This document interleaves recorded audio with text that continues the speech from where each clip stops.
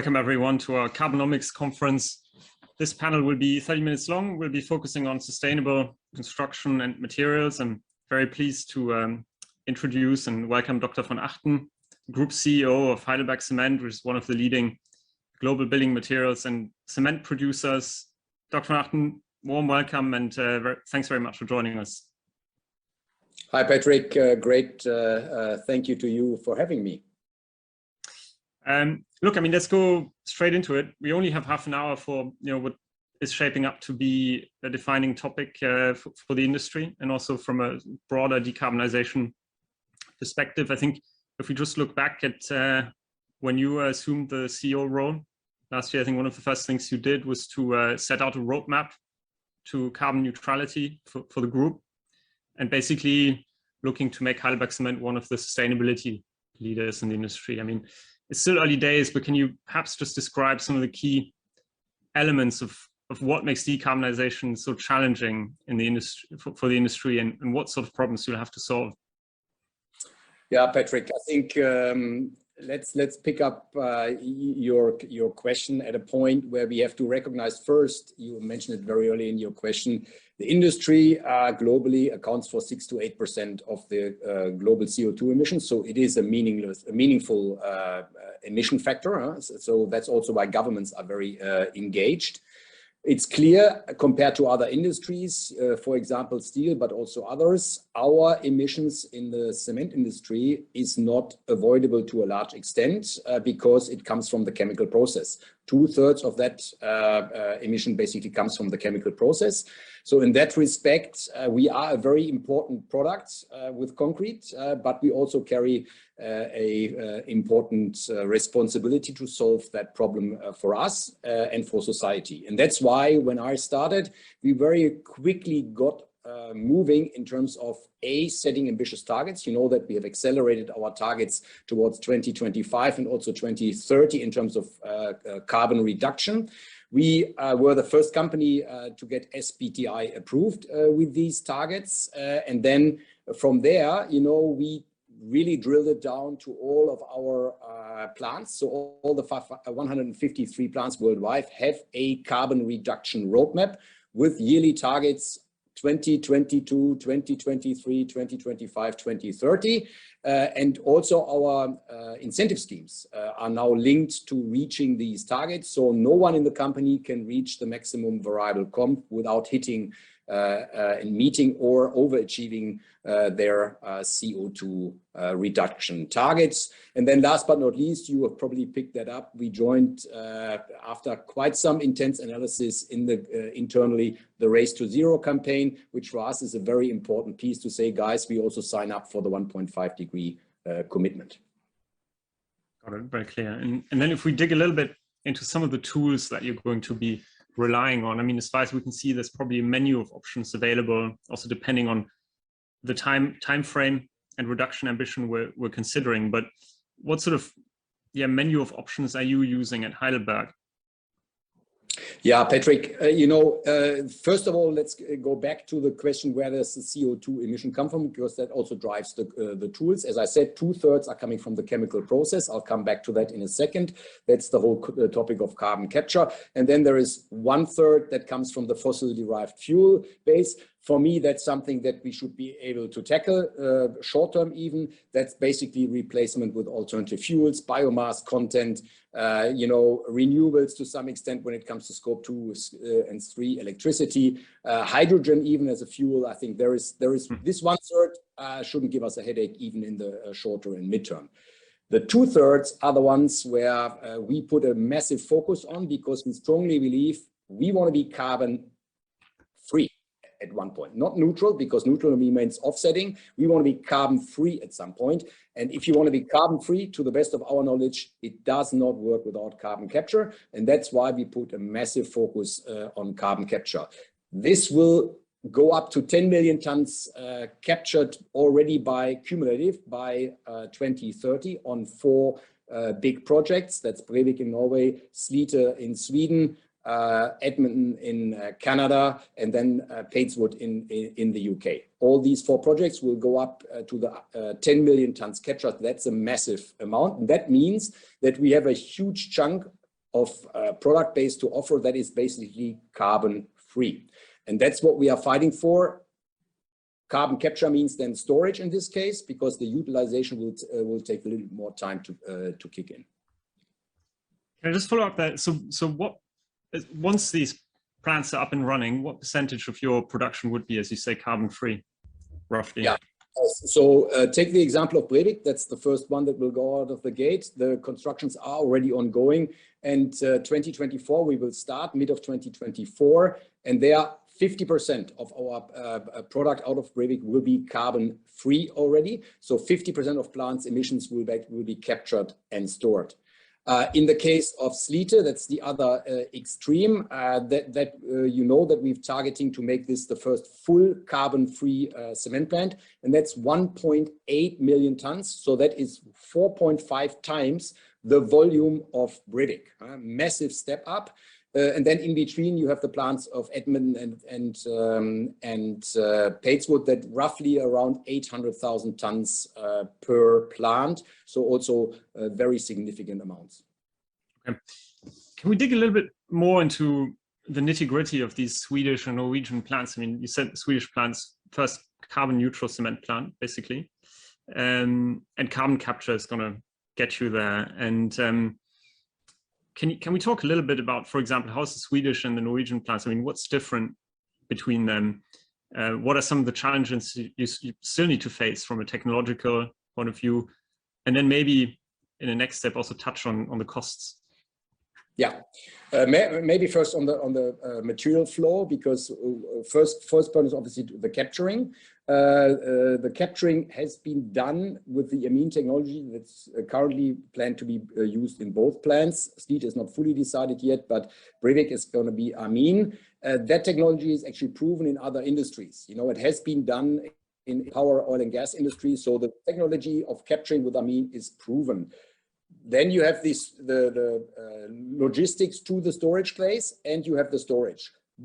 Our partner Equinor and the Northern Lights and Northern Link project partners, Total and Shell, they have 25 years experience up there how to manage and how to store the CO2. And they are now building up also the logistics link from our plant to the storage location. And in both cases, it will be a similar infrastructure that can be tapped into. So I think that the most challenging piece is infrastructure in terms of transport and storage, and that should be usable for both plants. And in the case of Padeswood, for example, we have a pipeline running next door to the plant that we can actually tap into, and then also link it to the storage in the UK and Irish Sea. So from that perspective, the challenge is covered. Then you get a little bit of a discussion, where does all the energy come from? Because that's also an energy intensive process. And that's the other advantage to do this in Northern Europe, because, you know, Norway has 90% hydropower, point number one. And in our plant in Brevik, we run a large waste heat power unit. So it's again, green electricity. So we do not tap largely into the local grid. And we have it mainly green. So that's, I think, those are the challenges. And you know, we've moved now for many years on these topics, and it's very encouraging to see that we've now reached a point where we really can scale these things, and then the experience curve will also drive down the costs. We've disclosed the costs in Brevik. We cover 50 million roughly, so about 15% of the cost. The others are funded. And then we'll need to go project by project to see how does this own contribution versus funding play out project by project. How much of a template are these Nordic plans going to be? Because, I mean, for example, I mean, I understand it's easier, of course, if you have existing pipeline infrastructure. That's probably not the case everywhere in Europe. The subsidies, you've touched on it, involved as well, I think, particularly in Norway. So how much of I mean, subsidies and looking at existing infrastructure across Europe, how economical do you expect it to be, and what sort of carbon price would you need? Yeah, you know, we are not, as I said, you know, we are ambitious. We want to work with society, but we are not a charity organization as a company. You know, we still want to make a business, and we are very focused, razor focused on making sure that down the road, this becomes an economical way of doing it. And we've also, in our pilot project in Breivik, have tried to do everything to also make this a money returning project. Of course, with the government funding, we need to stay balanced. We need to be very fair with the governments. They make a contribution, we make a contribution, but both partners want some return of that on that contribution. That's true for the Norwegian government, but that's also true for us. So we really took a lot of time to try and make these projects viable for both sides. And obviously, it's clear, Patrick, the carbon pricing plays a role. You know, we started these discussions with a carbon price of 20. Now the carbon price sits at 60. That obviously puts a different return to that project. And I think that's an interesting dynamic that obviously will also help that the projects down the road, I'm very sure we will make them also attractive for our shareholders. So it's interesting, we've talked a lot about carbon capture, which for many industry observers is probably the logical long-term solution to decarbonize. But in the meantime, there's of course a lot to do with much lower cost, much lower Capex solutions. I mean, let's take LC3, for example. I mean, essentially various ways to take out clinker, which, as you say, is responsible for the process emissions.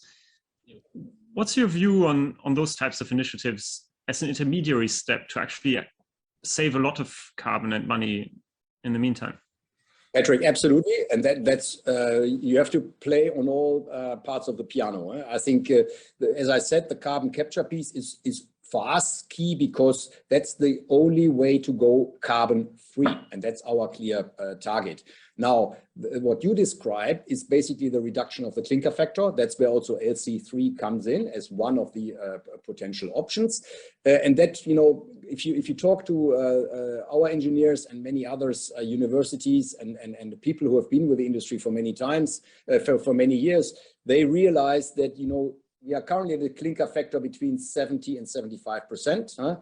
That can be driven down, let's say, to 50, 40, something like that. But then at least under current science, you come to a limit because otherwise you lose the performance element of concrete in terms of early strength and some other characteristics. So in that respect, yes, there is a lot to do. I agree with you, sometimes with even much less Capex, but it only will get you so far. So LC3, calcined clay, some of the other cementitious materials will play a role, especially as fly ash and slag may come down as the world decarbonizes. That's where then LC3 and other things come in. And we are playing on all sides of these piano to make sure that we do it short term and also midterm focus on that. And then the alternative fuel piece comes also in, as I said earlier. But for us, we were not satisfied to say, oh, let's carbon capture, it's only after 2030. That's why we said up to 10 million tons already cumulative by 2030. Got it. We're talking, I think a lot of what we're discussing is essentially right now a purely European topic in cement land, I think, given regulations essentially.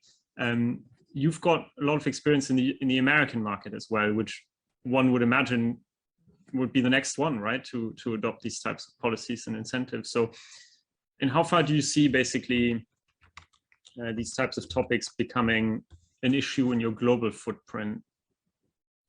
Yeah, you know, you probably have heard about EU taxonomy. Huh? So the EU taxonomy works in a way that it takes our global footprint. We are a EU-based company, and we don't get only looked with EU taxonomy to our European assets. And also for us, you know, we take this as a global responsibility. I agree with you. The economics work differently in different jurisdictions, in different regions, that's true. But if you take, for example, North America right now, you know, with John Kerry and many others over there, they are really pushing the agenda ahead. We see a lot of momentum now coming to the US. And if I may say, with all due respect, once the Americans get going, wow, they are fast, they are very dedicated, and I have no doubts that they will catch up. And for us, it's an interesting role we can play because there is a lot of know-how transfer that can come from our European projects also to the North American projects. So I'm very, very confident that this will be an interesting play for us on both sides of the Atlantic. Thanks. That's a perfect lead into my next question. I couldn't have done it better. So to what extent is the fact that European regulations have basically, I mean, Europe's have tightened the screws a little bit ahead of the rest of the world. So to what extent is that actually going to be a competitive advantage for global majors? Well, I think if we play it right, it can be it may be felt as a little bit as a burden at the beginning, but I think this can be a clear competitive edge. Talk about the carbon capture things, talk about the way how you interact with governments, how you make sure that there is a fair funding in place, how do you make sure that there is maybe a carbon border adjustment mechanism in place, how do you make sure that eventually the governments who with 1/3 of the industry selling to infrastructure are prepared to pay a price for carbon-free or carbon-reduced products. I think there are a lot of elements that we will learn along the way that can be absolutely transferred to other parts of the world. And to my earlier example, the current transfer that rapidly works from Europe to North America shows already how that works. Okay. Having said all that, when I look at the intensity, I mean, I think at group level, you're slightly below 600 kilos per ton of basically 600 kilo of CO2 per ton of cement produced, which in absolute terms just incredibly high. And I think by the end of the decade, you're guiding below 500 kilos, which I think the leaders are all doing, but it's still also very, very high after about a decade of decarbonization work. So don't you see scope to potentially outperform that a little bit, depending on the technology rollout you've discussed? I'm by personality a very positive minded guy. I would fully subscribe to the fact that we do everything to outperform this, but I think it's first of all, Patrick, important that we break the slow trend line of many, many years and accelerate that trend line now in a way. And then on that trend line, as we all know, once you get going, once you get enough data points, you see this in many other industries and many other technologies. I think that will also work on our end, that there will be a scale effect coming, there will be a learning curve coming, and that will drive down costs and accelerate opportunities. And if the frameworks then are also in place, that will make that happen also with respect to governments in terms of permitting, in terms of norms. I think there are quite a few things that still can accelerate things. I'm very hopeful that there will be a chance to even accelerate that journey. Okay, I think in every discussion on the topic, there's of course one point that I've thus far tiptoed around a little bit, but it's price. I think when you look at some of the zero carbon cements out there right now, I mean, I think the price ambition is something like 200 euros a ton, make it around 2x current market prices. So do you think that's the right price level we have to get to, or do some of these solutions become cheaper at scale? I mean, any thoughts you can share there? Yeah, I think, currently, Patrick, for a large chunk of the portfolio, we are at Heidelberg Cement, and I would argue the whole industry is working in a commodity scenario, also in a commodity mindset. Personally, I think we may come to an end to this commodity thinking, because why? Take the example in Brevik.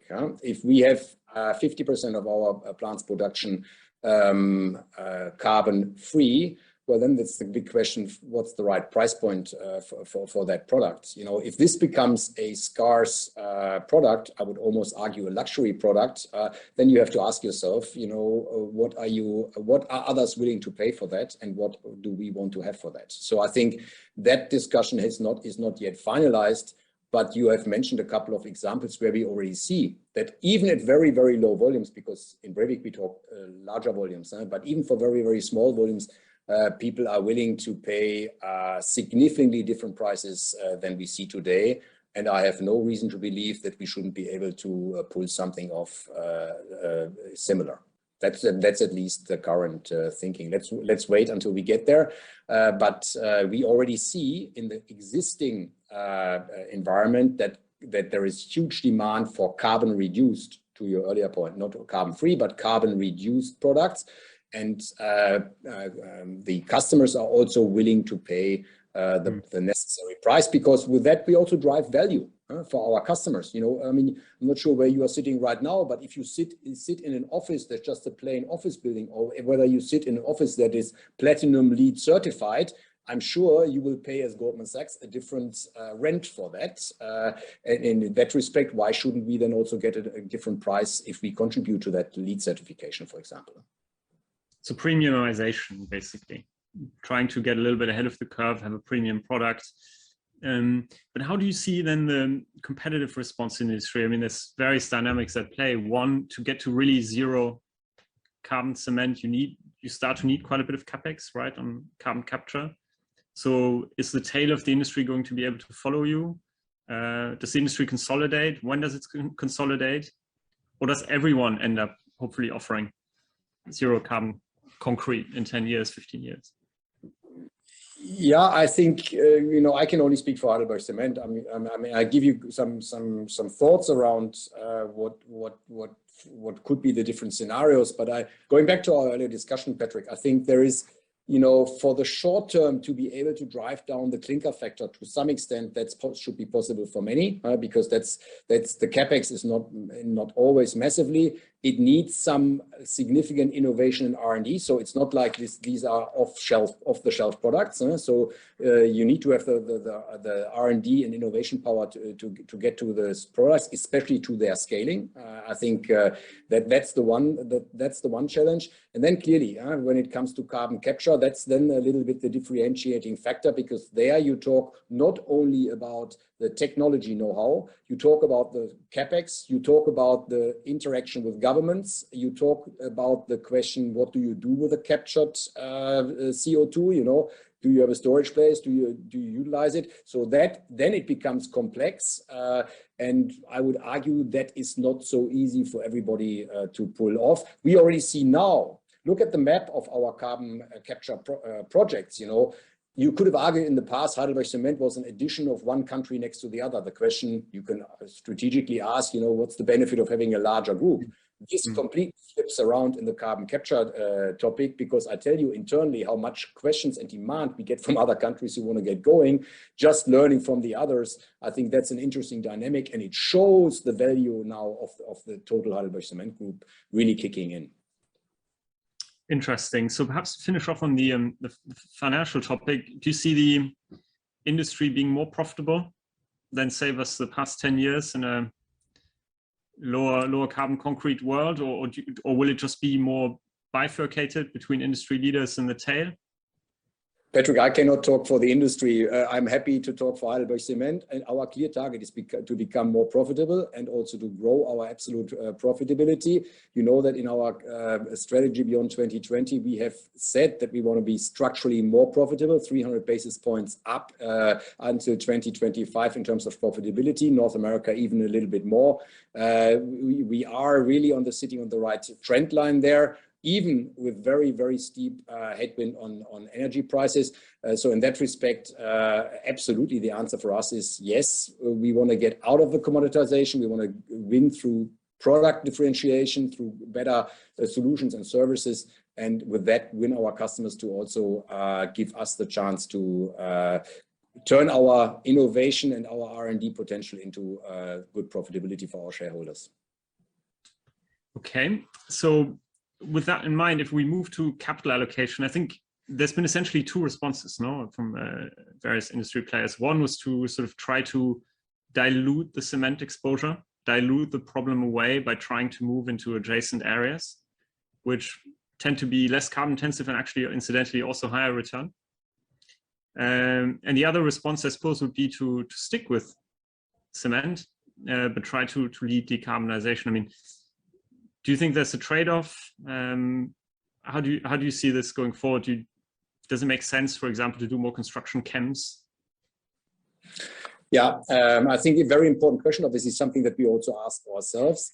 I listened very carefully for what you said, and I cannot comment on others, but just to our internal analysis, moving left and right does not necessarily mean higher returns. The question is always what you talk about, what you mean by higher returns.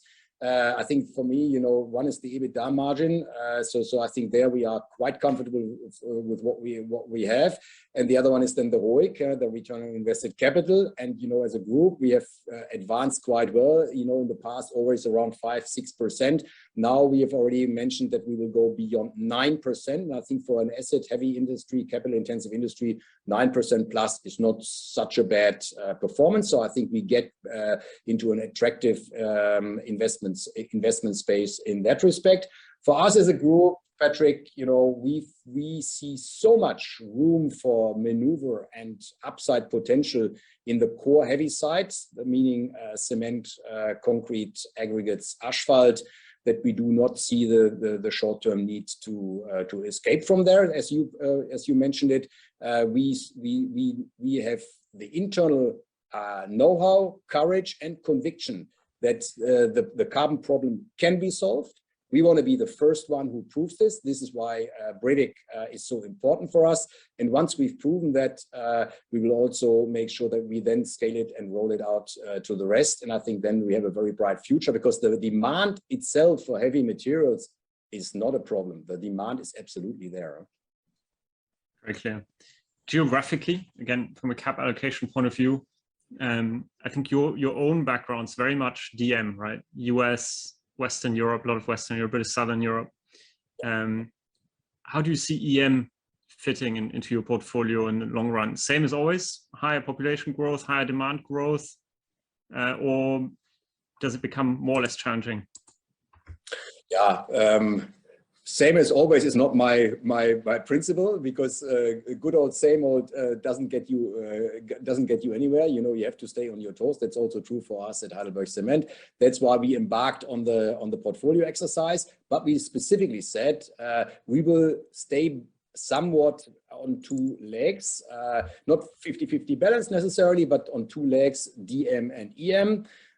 Yes, also EM, because there is good growth potential from our perspective. There's also good profitability potential, both in terms of margins, but also in terms of ROIC. But, and that's why I said it's not same old, you know, as you know, we've embarked on quite a significant turnover on our portfolio to really make sure that we focus on our best market positions and continue to build them out. There is still so much to do in our strong markets that we don't need to embark on another business line, or B, into new countries. Rather the opposite, talking about capital allocation. You know, if we spend our 1.2 billion euros on 54 countries, or on a lower number of 54 countries, I don't have to tell you, per country you can spend more. And that's the logic, to improve the best market positions even further, to then also turn this into a very interesting play for our shareholders. Again, very clear. Next one on this topic. When we think about Capex, for the time being, I think you've talked about 50 million per annum or so in decarb Capex, which is quite a low part. I mean, we've talked about the fact that current solutions, I mean, near-term solutions don't cost that much Capex. But I suppose in the long run, with large-scale CCUS, this might be going up. How should we think about the Capex budget going forward between maintenance, which probably stays there, expansion, traditional expansion, which I would thought perhaps reduces, increase in decarb Capex, and then another bucket which has been present in your company in the past, M&A? How should we think about relative and absolute weights there? Yeah, I think very important question, Patrick, and a couple of points on that one. You know that we've guided that we stick around 1.2 billion euros for the core business. That includes maintenance Capex. And by the way, and that's now the first shift, this includes also quite a few topics that contribute significantly to a lower CO2 footprint. For example, our plant rebuild in Mitchell, Indiana in the US, our announced rebuild in Ervaux, France. They both, the one 750 million, the other one 400 million, 350 million, both are part of this 1.2 billion euros. And so there is an increased part, you know, renewable projects, some other waste heat power projects, they are all part of that 1.2 billion euro. So the shift that we will see is that within this 1.2 billion euros, as we go out of some countries, and don't need to spend, can spend more money on the specific plants, we will increase the share of CO2 related Capex. So I think that's the one catch.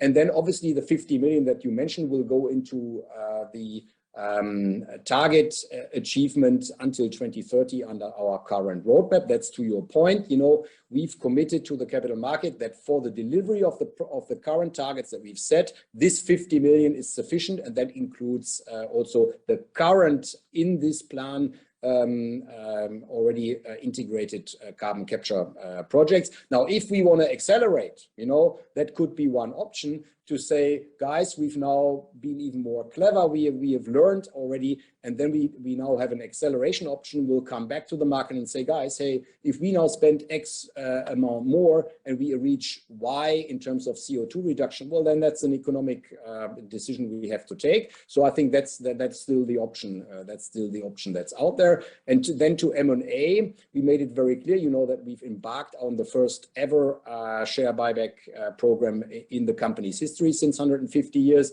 So I think that's a major step and contribution to our shareholders. We've said we'll continue with that through 3 tranches.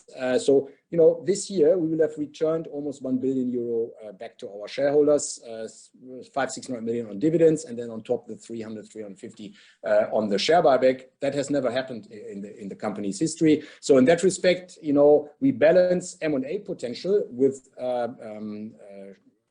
return to our shareholder. And then if we have good opportunities, both in the core business, but also in our transformational topics, in terms of sustainability and or digital, we'll obviously also advance on that, but always with a strict eye on ROIC, EBITDA, all the stuff that we have committed to. Got it. I think we could probably keep going for another half hour at least without any issues, but we've hit the half-hour mark, so I have to stop here. Thanks very much for your time and insight. I think it's really, really comprehensive overview of both the climate topic in cement and also the financial aspects. Thanks everyone for dialing in. Thanks, Patrick. Thank you. Bye.